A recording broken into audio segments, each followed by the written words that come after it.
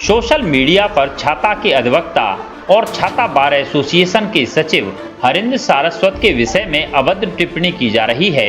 इस दौरान जब छाता बार एसोसिएशन के सचिव हरिंद्र सारस्वत से बात की गई तो उन्होंने इस बात को गलत बताया और ऐसे शरारती तत्व जैसे लोगों के खिलाफ कठोर कार्रवाई करने की बात कही। छाता बार एसोसिएशन के सचिव हरिंद्र सारस्वत ने कहा कि वो अधिवक्ता हैं और कोई भी पीड़ित अगर उनके पास आता है तो उस पीड़ित का पक्ष उनको रखना पड़ता है।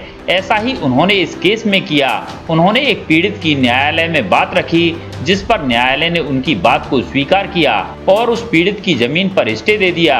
इसी बात से बौखलाकर विरोधी व्यक्तियों ने इस षड्यंत्र के तहत उन्हें बदनाम करने की कोशिश की है, जिनके खिलाफ अब मुकदमा दर्ज कराया जाएगा। वहीं पीड़ित ने बताया कि उसी दिन से उन्हें जान से मारने की धमकी मिल रही है, जिसके लिए उन्होंने थाना छाता कोतवाली में एक प्रार्थना पत्र देकर अपने लिए न्याय की गुहार लगाई है और आरोपियों के खिलाफ कठोर से कठोर कार्रवाई करने की बात कही है। बताएं, एक सोशल मीडिया पे एक कमेंट चल रहे हैं, क्या मामला है?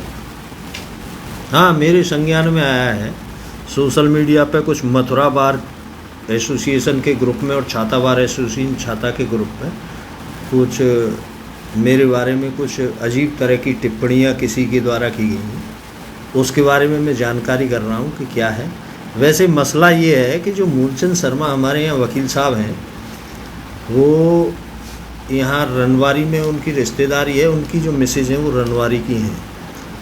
उनके आपस में साले और बहनोई की संपत्ति का विवाद है। जो साले के उसमें संपत्ति उनकी सास वसीयत कर गई थी, उसको उनकी हड़पने की मंशा है और उसके लिए वो वहाँ उस संपत्ति को बेचने के फिराक में है। तो उसके संबंध में उनके साले एक सतीश यहाँ भी वो भी कचहरी पे ही काम करते हैं और उन्होंने एक मुकदमा कराया था। उसके संबंध में मैंने वकालतनामा फाइल किया, मुकदमा उनका किया था और उसमें मुकदमा भी पेंडिंग है, कार्रवाई चल रही है। तो उससे वो व्यथित हो गए। क्या हुआ है पता नहीं। वैसे तो भैया काफ़ी वरिष्ठ अधिवक्ता हैं, वो उनको जानना चाहिए कि एक अधिवक्ता का दायित्व क्या होता है। और मैं एक अधिवक्ता होने के लिए के नाते मैंने अपना दायित्व निभाया है। बाकी तो कोई विशेष कार्रवाई नहीं है, पर मैं इसके बारे में ज़रूर जानकारी ले रहा हूँ कि ये जो सोशल मीडिया पे जिसने भी डाला है कि ये किस व्यक्ति के द्वारा ये डाला गया है और इस तरह से बदनाम करने का मुझे जो प्रयास किया गया है और मानहानि इसमें बनती है।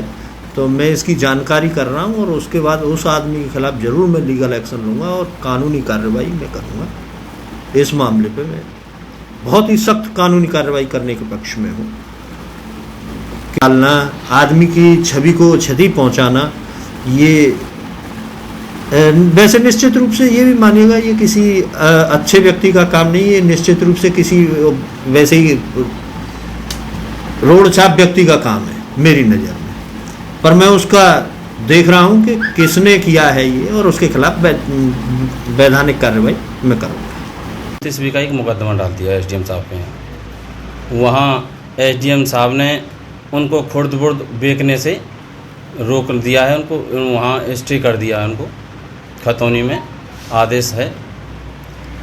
और उसको देख करके अब मुझे इतनी मतलब कि जान से मारने की धमकी दे रहे हैं, मुझे धमका रहे हैं कि तूने ऐसा क्यों कर दिया हमारे खिलाफ। ये ज़मीन तो हम ही हड़पते, इसको तो हम ही लेते, तू कैसे ले रहा है इसको। कौन लोग हैं? वो मूलचंद शर्मा जी और उनके पुत्र हैं, एक सुप्रीम कोर्ट में वकालत करते हैं मनमोहन शर्मा, और उनके एक भतीजे हैं परशुराम शर्मा के लड़के हैं पैगाम के दीपक शर्मा। इन लोगों ने तो मुझे जान से मारने की भी धमकी दी है। बोले कि अब तू सोमवार में तहसील में भी आके दिखाना, हम तुझे वहीं गोली मारेंगे। तो आपने कहीं इसकी शिकायत की? अभी मतलब कि मैं अब हूँ और मैं अब कार्रवाई करूँगा। मुझे जान का भी खतरा है बहुत इस समय।